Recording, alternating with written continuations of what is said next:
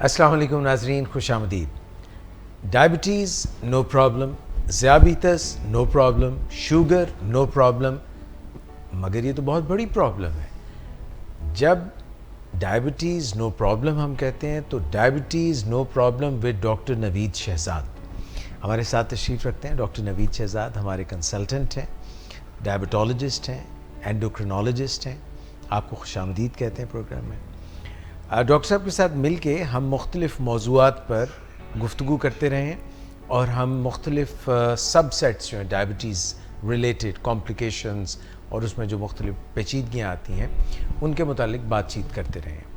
सो जनाब, आज जिस बारे में हम गुफ्तगू करेंगे, डॉक्टर साहब हमने पहले जो है ऑटोनॉमिक न्यूरोपैथी की बात की है। ख़ुदकार निज़ाम जो है हमारे असाबी निज़ाम, उसकी पेचीदगियों की बात की है। आज जो हमारे जिस्म का दूर उफ्तादा निज़ाम है या बैरूनी निज़ाम कह लें या जिसको आप प्रिफ्रल न्यूरोपैथी कह लें, उसके मुतालिक हम बातचीत करना चाहेंगे। तो आपसे पहला सवाल ये होगा कि ये जो हाथ हैं और जो पाँव हैं और जो टांगें हैं, इसकी न्यूरोपैथी से कितने लोग मुतासिर होते हैं? जो डायबिटिक न्यूरोपैथी है उसकी एक टाइप पेरिफेरल न्यूरोपैथी भी है, एक हम टाइप ऑलरेडी कर चुके हैं जिसे हम जैसे हमने ऑटोनॉमिक न्यूरोपैथी की बात की थी। जो डायबिटिक न्यूरोपैथी है आम ज़बान में यही लिया जाता है कि ये पेरिफेरल न्यूरोपैथी है। जो हमारा पेरिफेरल सिस्टम है, जो दूर उफ्तादी सिस्टम है या परीदी सिस्टम है, उससे रिलेटेड जो नसें हैं उसका मामला है। जो पेरिफेरल न्यूरोपैथी है उसकी कितने लोगों में होती है, कितने लोग इससे मुतासर होते हैं, इसमें एक तो ये कि जो डेवलप्ड कंट्रीज़ हैं हमारी उसमें ये सबसे ज़्यादा है जो स्टडीज़ की गई हैं हमारी। दूसरा ये कि इसमें लेंथ ऑफ डायबिटीज़ यानी कि कितनी अरसे के लिए मरीज़ को शुगर है वो इम्पॉर्टेंट है। आलमोस्ट जो 50% ऑफ द पेशेंट्स हैं वो पेरिफेरल न्यूरोपैथी के साथ जो है वो मुतासर होते हैं। इनमें से बाज़ 25 से 30% ऐसे मरीज़ होते हैं जो हमारे पास पहली दफ़ा जब प्रेजेंट होते हैं या हमारे पास क्लिनिक में आते हैं या हॉस्पिटल्स में आते हैं तो उनको पहले जो सिलसिला शुरू होता है वो पेरिफेरल न्यूरोपैथी से शुरू होता है और 25 से 30% वो भी लोग होते हैं। हो सकता है कुछ लोगों में ये एक टांग में हो सकता है दोनों में ही हो। तो इसकी जो है वो हमारे पास जो प्रेजेंटेशन है या हमारे पास जो मरीज़ जिन अलामात से आता है वो मुख्तलिफ हो सकता है, जिसको हम आगे जो है वो फर्दर इसके बारे में देखते हैं। अक्सर ये फरमाइएगा कि इसमें कुछ स्क्रीनिंग को पता चल सकता है, स्क्रीनिंग के ज़रिए कि ये न्यूरोपैथी के पेशेंट्स हैं, प्रेफरल न्यूरोपैथी के, ऐसा कोई? हाँ, इसमें हमें चाहिए कि बीइंग क्लिनिशियन और चाहे फिजिशियन आप एज ए प्रैक्टिस कर रहे हैं, एंडोक्राइनोलॉजिस्ट या डायबिटोलॉजिस्ट, हमें चाहिए कि हम जब हमारे पास पहली दफ़ा मरीज़ आता है तो हम उसके लिए स्पेशली वो मरीज़ जो कि टाइप 2 डायबिटीज़ के साथ डायग्नोज होते हैं, जिनकी तशख़ीस पहली दफ़ा होती है, तो हम उन्हें पेरिफेरल न्यूरोपैथी के लिए स्क्रीन करें। ठीक है, स्क्रीनिंग के लिए हम ये है कि 2-3 मेथड यूज़ कर सकते हैं। हमारे जो क्लिनिकल स्क्रीनिंग है उसमें ये है कि हम पेशेंट की सेंसेशंस चेक कर सकते हैं। सेंसेशन से मुराद ये है कि जैसे हम टच की सलाहियत है पाँव की, ठीक है, उसके अलावा कोई चीज़ वाइब्रेट कर रही है, वाइब्रेशन सेंस हम चेक कर सकते हैं। फिर जो है वो क्या कहते हैं प्रोप्रियोसेप्शन, यानी कि सेंस उसे पता हो कि ये चीज़ ऊपर है, नीचे है, राइट है, मेरे जिस्म का कौन सा हिस्सा कहाँ है, जो कि हमें बताता है। जैसे हम पाँव ज़मीन पे रखेंगे तो ज़मीन पे सेंसेशन हमें बताएंगे अब ज़मीन पे है, ये ऊंची है, ये नीची है। ठीक है, ये कर सकते हैं वो मरीज़ जो कि प्री डायबिटिक हैं, ठीक है, जिनमें जो है वो शुगर ठीक नहीं रहती। जैसे अगर फास्टिंग 120-130 रहती है या रैंडम 160-170 रहती है, तो ऐसे मरीज़ों में अगर अलामात आनी शुरू हो जाएं या उन्हें लगे कि एक पाँव में जो है वो सुनपन हो रहा है, तो उन लोगों को हमें स्क्रीन करना चाहिए। और आइडली तौर पे हमें चाहिए कि जो टाइप 1 डायबिटिक हैं, जब वो 5 साल उनकी शुगर को गुजर जाएँ तो उनको एक दफ़ा हम पेरिफेरल न्यूरोपैथी के लिए स्क्रीन करें। या जो तीसरी सिस्टम है उसमें यह है कि हमें चाहिए कि हर साल मरीज़ को पेरिफेरल न्यूरोपैथी के लिए स्क्रीनिंग करनी चाहिए हमें, हर मरीज़ को। ठीक है, टाइप 1 डायबिटिक को 5 साल बाद, टाइप 2 जब हमारे पास प्रेजेंट हो, और प्री डायबिटीज़ वो जो कि दरमियान में है, जिनको डायबिटीज़ और नॉर्मेलिटी और डायबिटीज़ के दरमियान है, उनको भी हमें स्क्रीन करना चाहिए अगर उनको अलामतें आनी शुरू हो जाएँ। तो डॉक्टर साहब ये फरमाइए ना कि इसके अलामात क्या हैं? हाँ, अलामात में इस तरह ये है कि ये जो सिस्टम है, जो पेरिफेरल न्यूरोपैथी है, उसका टिपिकल पैटर्न ये होता है कि ये पहले पाँव को होती है फिर हाथों में होती है। इसी लिए हम एक वर्ड यूज़ करते हैं जिसे हम ग्लव एंड स्टॉकिंग पैटर्न कहते हैं। स्टॉकिंग का मतलब जुराबें वगैरह जो हम चढ़ाते हैं, और ग्लव्स जो है वो हाथों में। तो पहले ये पाँव को अफेक्ट करेगी फिर हाथों में आएगी, हो सकता है कुछ मरीज़ों को शुरू में अलामात का ना पता चले, तो हो सकता है कि दोनों एक साथ भी आ सकती है, लेकिन ऐसे कम होते हैं। टिपिकल पैटर्न ये होता है कि पाँव से अलामात दो तरह की हो सकती हैं, जिसे हम अपने मेडिकल लैंग्वेज में नेगेटिव और पॉजिटिव सिम्टम्स कहेंगे।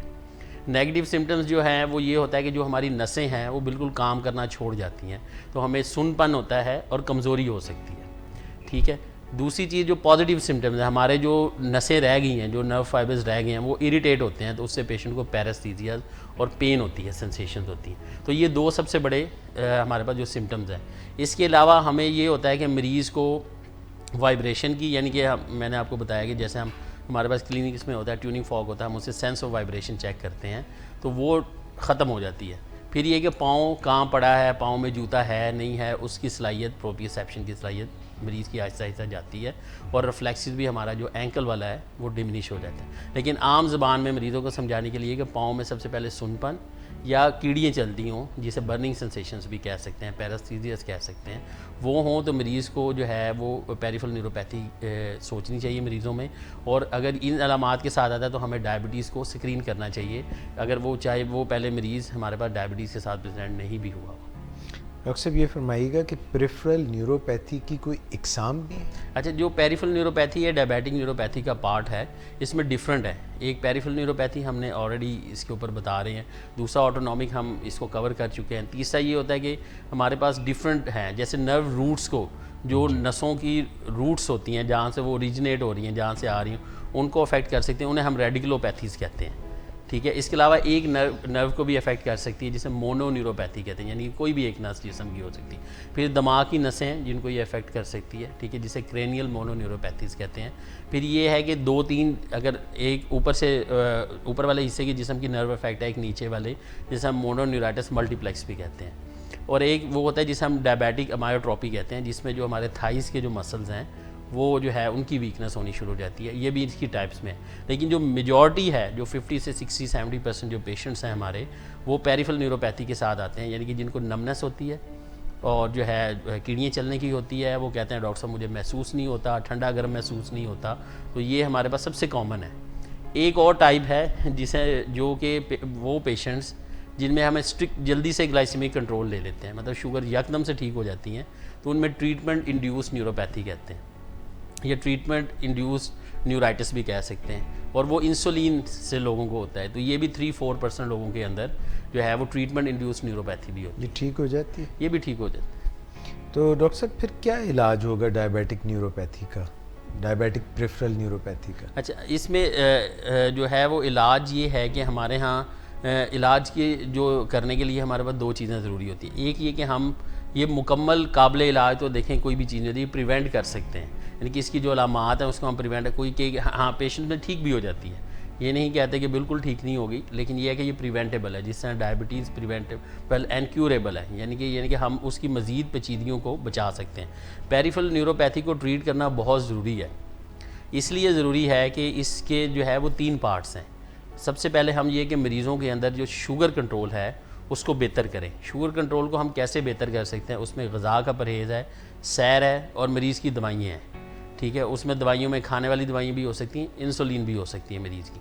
दूसरी जो सबसे अहम चीज़ है पेरिफेरल न्यूरोपैथी की जो है वो फुट केयर है, क्योंकि जब आपको पाँव में कोई चीज़ महसूस ही नहीं होती, तो पाँव में जब ज़ख़म होगा तो वो ज़ख़म ख़राब होने के चांसेस होते हैं, तो इसलिए वो जब वो ख़राब होगा तो उससे खुदा न खासा कोई बड़ा ज़ख़म बन सकता है और पाँव कटने तक की नौबत को आ सकते होते हैं। तो फुट केयर बड़ी इंपॉर्टेंट है।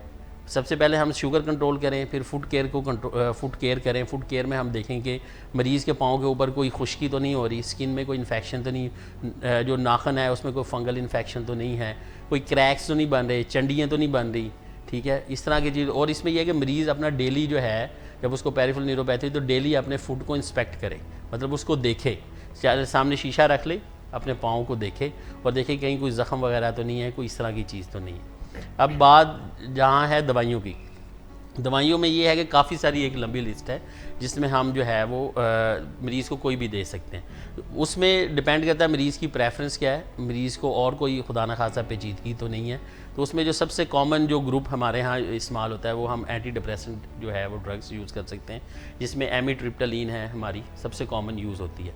इसके ये है कि इसका फ़ायदा ये है कि तो ये थोड़ी मिकदार में 25 से 50 मिलीग्राम में मरीज़ को देते हैं तो उससे इफ़ेक्ट आ जाता है। दूसरा ये कि ये कॉस्ट इफ़ेक्टिव है, इतनी महंगी नहीं है, तो ये मरीज़ों के लिए होता है। लेकिन इसके साइड इफ़ेक्ट ये कि ये ड्राई माउथ कराती है, मुंह खुश्क कराती है और यूरिन इनकॉन्टिनेंस वगैरह कराती है। तो इसलिए ऐसे मरीज़ जिनमें खुदा न खासा साथ में कोई मसाने का मसला चल रहा है तो उनमें हम ये नहीं दे सकते। दूसरी जो दवाई है जो आम यूज़ होती है वो प्री गैबलिन है, जो कि एंटी कन्वल्सेंट ग्रुप से आती है, यानी कि जो मिर्गी के रोकने के लिए। उसमें प्री गैबलिन जो है वो उसमें 300 मिलीग्राम से 600 मिलीग्राम हम दे सकते हैं मरीज़ों को। आमतौर पे 300 से, हमारे यहाँ लोगों का ज़रा डिफरेंट थ्रेश होल्ड है, हम 300 तक रीच ही करते हैं तो मरीज़ कहता है कि मुझे नींद आनी शुरू हो गई है डॉक्टर साहब, मुझे चक्कर आ रहे हैं, क्योंकि इससे नींद आती है। तो इसलिए मरीज़ कहता है कि डॉक्टर साहब देखें मुझे नींद आ रही है। इसके अलावा गैबापेंटीन है, फिर कार्बामेज़ेपिन है, सोडियम वेलप्रोएट है, एक लंबी लिस्ट है ड्रग्स की जो हम यूज़ कर सकते हैं। इसके अलावा कैप्सिकम क्रीम है जो कि मिर्च जिसे हम वो यूज़ कर सकते हैं। कुछ लोगों में वो भी इफ़ेक्टिव है लोकल अप्लाई करने के लिए।